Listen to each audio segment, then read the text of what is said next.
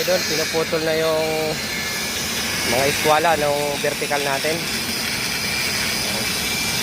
Kailangan talagang putulin yan isagad dahil ilulubog yung biga sa perimeter at yung biga dito sa loob.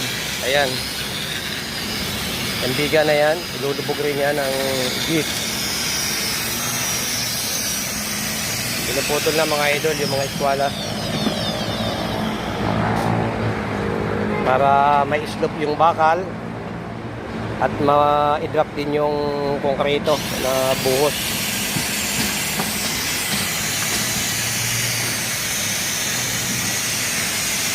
Medyo delikado rin yung ginagawa ng kasama natin.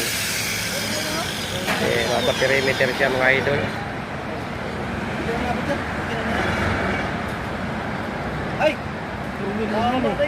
Mahaba yan eh. Tulin talaga yan, dalawa na yan. Mahaba man. Aabutin yan, dapat talaga putulin yan. Lilitaw yan eh.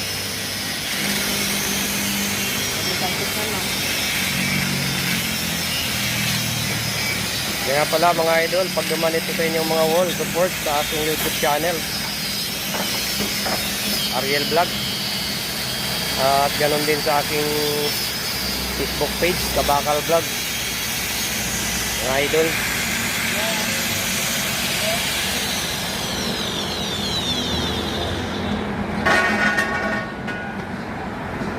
maraming salamat mga idol.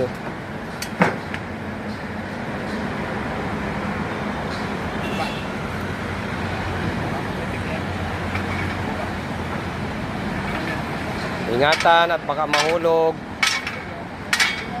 Di baling sa loob mahulog.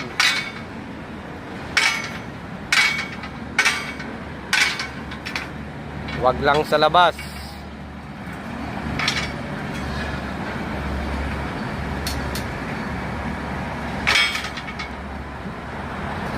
Payuko kaya, payuko. Paluin payuko. Putol na yan.